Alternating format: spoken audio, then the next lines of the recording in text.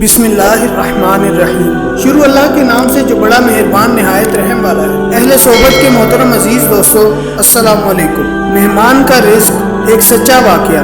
بیان کیا جاتا ہے کہ کسی گاؤں میں ایک صاحب کا اپنی بیوی سے جھگڑا ہو گیا۔ ابھی جھگڑا ختم نہیں ہوا تھا کہ اسی اثناء میں ان کے گھر مہمان آ گیا۔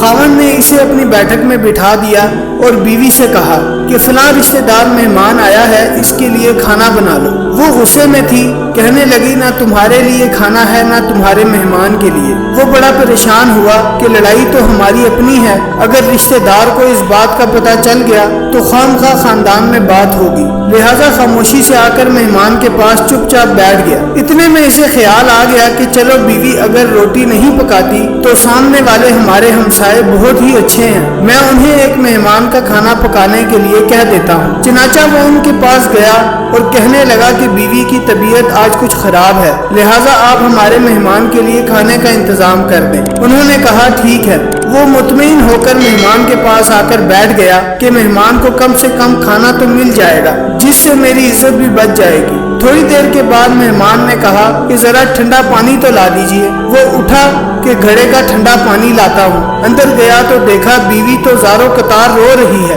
وہ بڑا حیران ہوا اور کہنے لگا کہ کیا بات ہے؟ اس نے پہلے سے بھی زیادہ رونا شروع کر دیا۔ کہنے لگی بس مجھے معاف کر دیں۔ اس کے خاوند نے کہا کہ بتاؤ تو صحیح، آخر تمہارے رونے کی وجہ کیا ہے؟ تم ایسے کیوں رو رہی ہو؟ بیوی نے کہا کہ پہلے مجھے معاف کر دیں، پھر میں آپ کو اپنی بات سناؤں گی۔ خیر، اس نے کہہ دیا کہ جو لڑائی جھگڑا ہوا ہے میں نے وہ دل سے نکال دیا ہے اور تمہیں معاف کر دیا ہے۔ پھر وہ کہنے لگی کہ جب آپ نے آ کر مہمان کے بارے میں بتایا اور میں نے کہہ دیا کہ نہ تمہارے لیے کچھ پکے گا اور نہ ہی تمہارے مہمان کے لیے کچھ پکے گا تو آپ چلے گئے، مگر میں نے دل میں سوچا کہ لڑائی تو میری اور آپ کی ہے اور یہ مہمان رشتہ دار ہے، ہمیں اس کے سامنے اپنے جھگڑے کی پول نہیں کھولنا چاہیے۔ چنانچہ میں اٹھی کہ کھانا بناتی ہوں۔ جب میں باورچی خانے میں گئی تو میں نے دیکھا کہ جس بوری میں ہمارا آٹا پڑا ہوتا ہے ایک سفید لباس شخص اس بوری میں سے آٹا نکال رہا ہے۔ میں یہ منظر دیکھ کر سہم سی گئی۔ وہ مجھے کہنے لگے